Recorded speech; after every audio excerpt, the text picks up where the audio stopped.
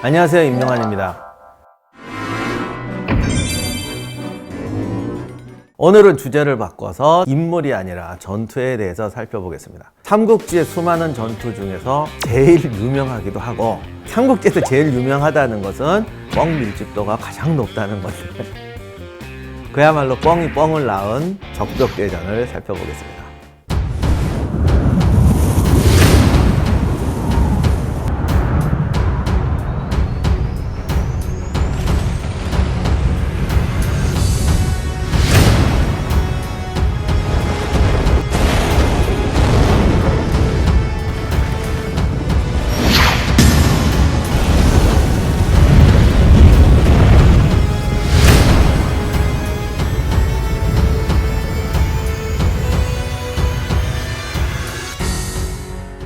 삼국지를 사실 읽고 나면요, 적벽대전에 다이나믹한 얘기도 제일 많고 등장인물도 제일 많은데, 그럼에도 불구하고 아쉬운 게 적벽대전이에요. 전투가 더 있었으면. 그래서 제가 오늘 이거 나간족 또 한 번 칭찬하자면, 이런 마음이 들 때 작가가 정말 힘든 게, 하나 더 먹었으면 좋겠다고 할 때 하나 더 주면 맛 떨어지죠. 약간 모자란 듯 먹는 게 최고거든요. 근데 이게 작가가 이러기가 쉽지가 않아요, 사실. 근데 나간종 확 빼줘. 실제 전쟁은 오히려 더 많이 뺐어요. 그래서 나중에 이렇게 역사를 비교해보고, 이 재밌는 얘기 왜 뺐지? 그게 작가의 천재성이죠. 그런 미련을 두게 하고 120% 느끼게 하고 딱 빠지는, 정말 규모만 갖고 따지면 관도대전 이런 거보다 오히려 큰 전투가 아닌데, 근데 솔직히 말해서 역사적 중요성은 중요한 전투가 맞아요. 왜냐면 삼국지의 전반부는 결국 조조의 화북통일기잖아요. 초강적 원소를 몰아내고 화북을 통일했어요.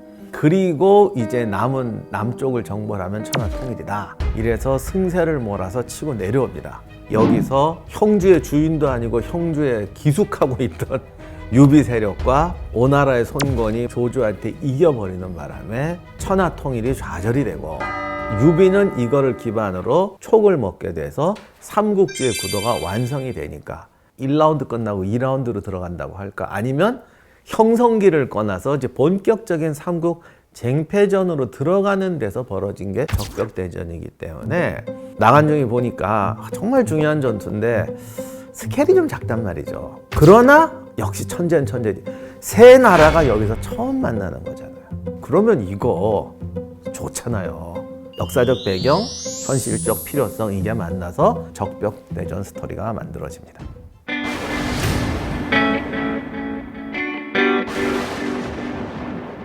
삼국이 다 등장하니까 세 나라의 주요 인물들이 다 등장해요. 뻥 밀집도뿐만이 아니라 인물 밀집도도 가장 높아요.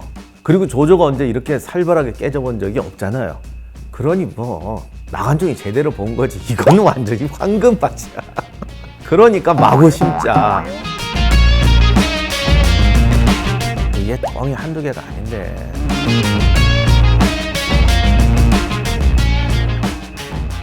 제갈량이 뭐 패서 배 타고 나가서 화살 10만 개 했다는 것도 뻥이죠. 이게 사실은 이게 아니고 안개가 끼니까 손권이 사기를 올리기 위해서 안개 속에서 이렇게 배를 쫙 하고 시위를 하면서 막 북치고 그래가지고 조조가 그걸 보고, 아이고, 아들을 낳으려면 저런 놈을 낳았어야 되는데 이랬다는 거예요. 사실 전술이라는 걸로 보면 이거 대단한 거예요. 상대 군한테 어떤 기세를 보여줘서 압도하게 하는 거 참 중요한 전술인데, 소설로 영화로 보면 좀 싱겁지 않습니까? 그랬더니 화살 10만 개 얻어오는 걸로 깔끔하게 끝내버렸죠. 나간종이 삼국지에서 정말 잘하는 게 한 사람한테 몰아준다. 정말 잘 써먹는데, 그 유명한 빠삐용 얘기도요. 스티브 맥킨 나온 빠삐용 영화 보면, 야, 인간이 어떻게 저러고 살 수 있지, 견뎌낼 수 있지 싶죠. 그 느낌이 맞아요. 그걸 어떻게 견딥니까? 빠삐용 얘기는요, 기아나 교도소에 있었던 전설적인 이야기가 몇 개 있어요. 누가 독방에서 뭐 10년을 살았대더라. 여러 사람의 얘기를 뽑아서 다 자기 얘기처럼 한 거예요. 남 얘기 여러 개를 섞어서 자기가 직접 한 것처럼 했죠. 이 빠삐용의 법칙이 삼국지에도 여러 번 적용되는데, 그 혜택을 가장 많이 입은 사람이 제갈량인 것 같아요. 지난번에 왜 방통하고 뭐 법정이 합쳐졌다고 그랬는데, 이제 보니까 송곳것도 뺏어가는구만. 그 다음에 기도하고 무역풍이 분다.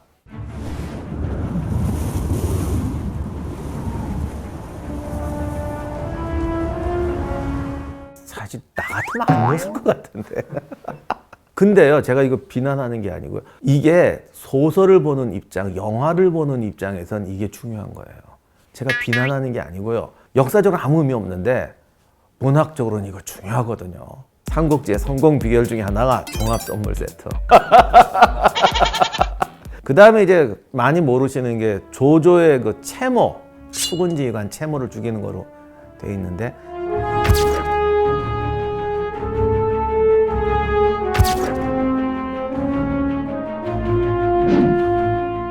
사실 채모가 진짜 조조의 친구였어요.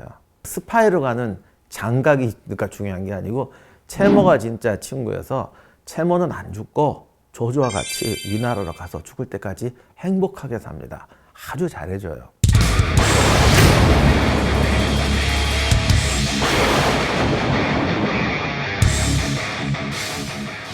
이게 충격적이지만 방통의 연한계도 뻥이고, 솔직히 하는 말인데 지금 우리가 부둣가에 가서 배 한번 보십시오. 그냥 놔둔 배이나 다 묶어놨지. 배를 누가 안 묶어놓으니까 다 묶어놓지. 요즘은 타이어 같은 거 있어가지고 이렇게 부딪혀도 이게 하지만 옛날에 그거 다 이렇게 좌우로 묶어요. 그래서 이건 그냥 항구에 묶어놓은 거예요. 배는 다 묶어놓습니다. 그런데 이게 재미난 게 연한계 자체는 맞아요.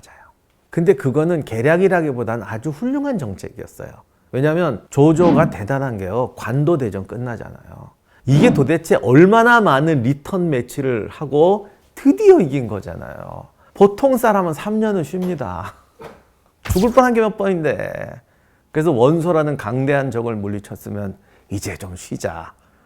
쉬었다가 체력을 회복해서 다음 작전을 하자 그럴 것 같은데 바로 시작해요. 이제 오나라를 정복한다. 거긴 수군이 있어서 안 되는데요. 저수지파고 호수에 가서 배 띄워놓고 군사를 훈련시킵니다. 그것을 위해서 연한계, 배를 묶어서 뗏목을 만들어가지고 이렇게 하는 거죠. 이거를 하여간 기가 막히게 뻥을 쳐가지고 전술적으로 묶어놨다고 생각하는데 아닙니다. 그리고 이제 그 유명한 황계의 고육책도 뻥인데,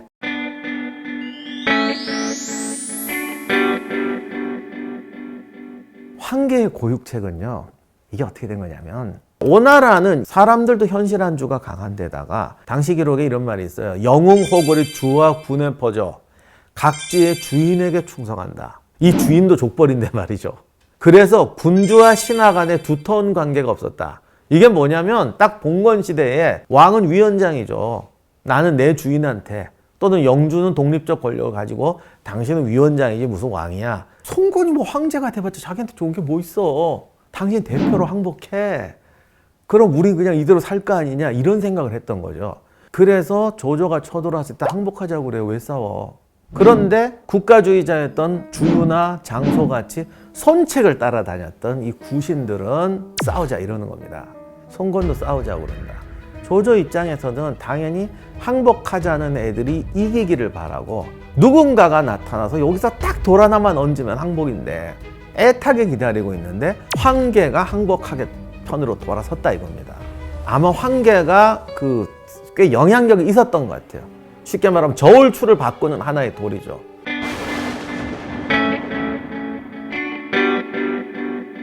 이게 또 나관중의 천재가 나와요. 황계의 고육책은요, 이게 어떻게 된 거냐면 황계가 항복하게 편으로 돌아섰다 이겁니다. 조조가 여기에 완전 흥분해버린 거예요.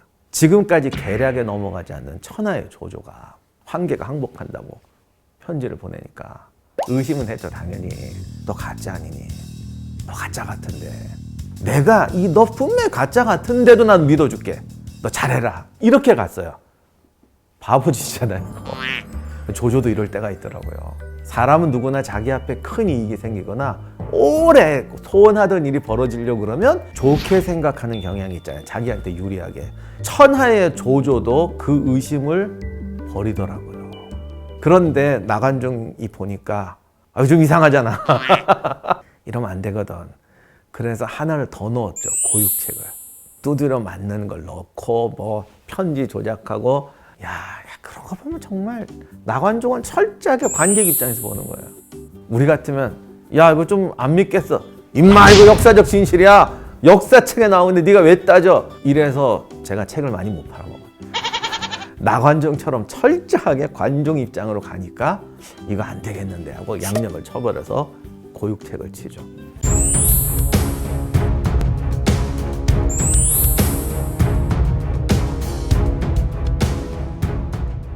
뻥이고 그렇게 군대가 많지 않았습니다. 정말 조조가 실패했던 건 군대가 너무 적었다는 거예요. 조조가 패한 원인은 조금씩 다르게 섞여 있는데 굳이 따지자면 세 가지 원인인데 하나는 80만 대군이 아니고 조조의 병력 자체가 적었어요. 그리고 형주를 정복한 다음에 형주 병력을 자기 휘하로 들였어요. 그러다 보니까 아직 팀워크나 조직력, 충성도가 떨어지는 거죠. 주의가 이걸 다 예언을 합니다. 조조의 병법의 장점은 뭐냐? 기병으로 빠르고 들게 치는 것이다. 그런데 저 병력으로 강남에 오면은 수군이 없잖아요. 수군을 남의 군대로 써야 되는 데다가 조조의 장점인 기동이 안 된다. 이거 이미 주의가 다 예언합니다. 그 다음 또 하나가 이게 전염병이 도는데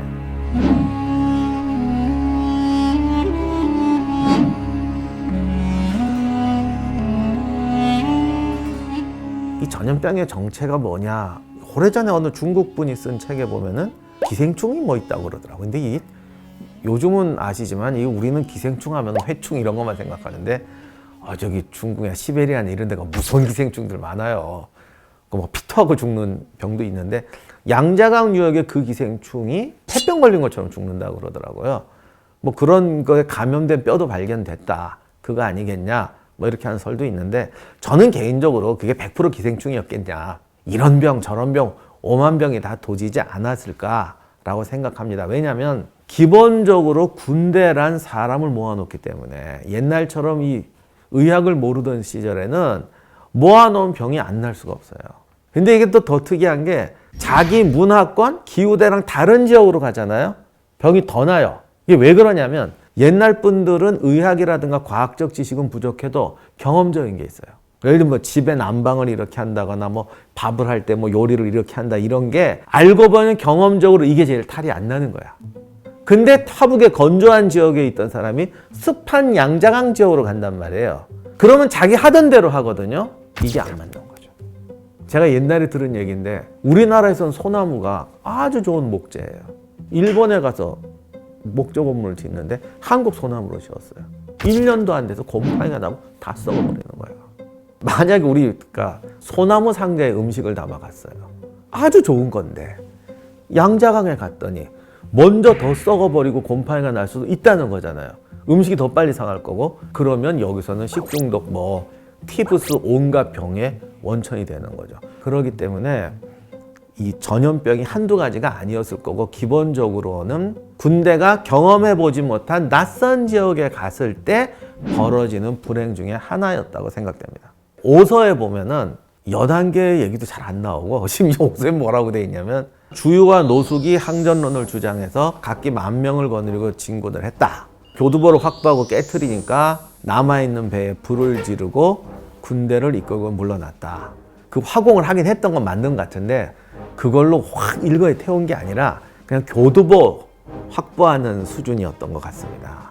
그리고 남은 배를 조조가 불지르고 도망갔다.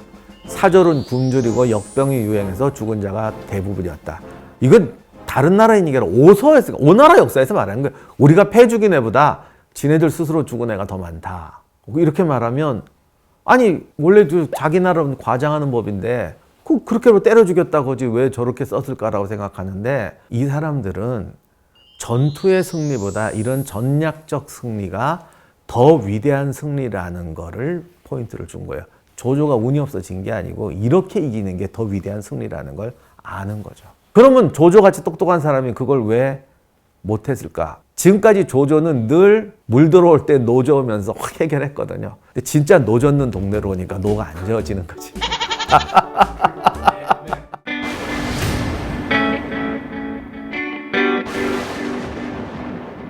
넣을 건 넣고 뺄 거는 뺐다. 정말 과감하게 뺐거든요. 이 위대한 전쟁의 뒷부분을 싹 빼버려요.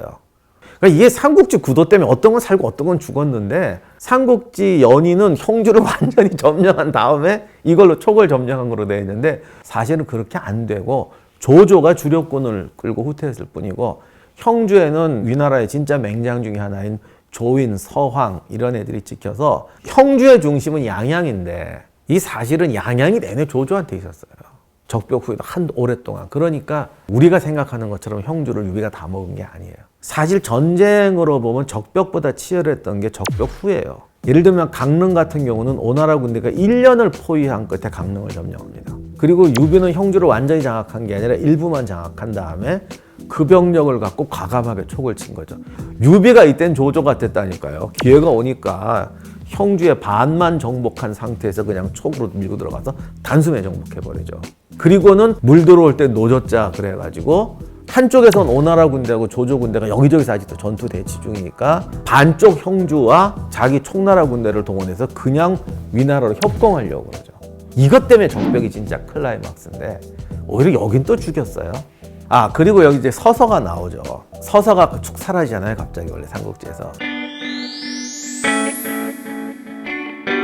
방통이 이제 가짜 항복하러 가서 조조한테 뭐 배를 묶어 놓으면 멀미 안 하고 그걸 방통이 말해줘야 알아요. 나도 알아요, 나도. 아무튼 그때 이제 서서가 탁 나타나더니 방통 보고 자식아 너 연한 계지 어쩌고 저쩌고 해가지고 이제 방통이 뭐 이렇게 거짓말해서 떠나라. 그래서 떠나고 서서는 다시 안 나타나잖아요. 근데 이게 서서를 왜 이렇게 처리했냐면 유비가 이미 이것 때문에 유비의 부하는 안 도망가야 되잖아요. 지난번 유비할 때 말씀드렸던 그 강릉으로 이제 튈 때 백성들을 데리고 가니까 이제 점점 속도가 느려지고 잡히기 시작하는 거예요. 그런데 서서의 어머니가 처졌다가 잡혀요.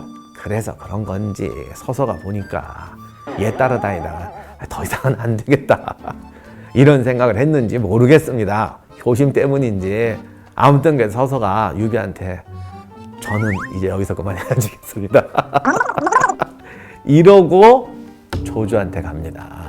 이렇게 되니까 유비의 이미지가 안 맞으니까 삼국지 연인은 서서의 어머니가 원래 조조 있었는데 뭐 편지 가짜 편지 보내고 뭐 그거 보고 서서 어머니는 자살하고 정말 극적으로 만들었는데 그냥 서서는 그런 사람이었어요. 그냥 갔어요. 하여간 유비의 이미지를 위해서 어머니만 돌아가셨죠.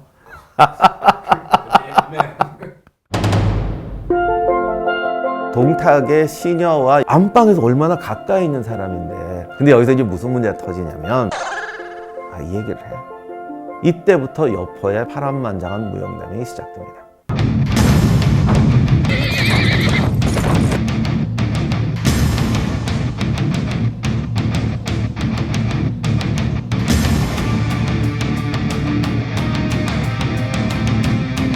여포는 가장 무서워하는 싸움꾼, 가장 진짜 1대1 대결. 요즘 말로 하면 나르는 슈퍼맨 I can fly.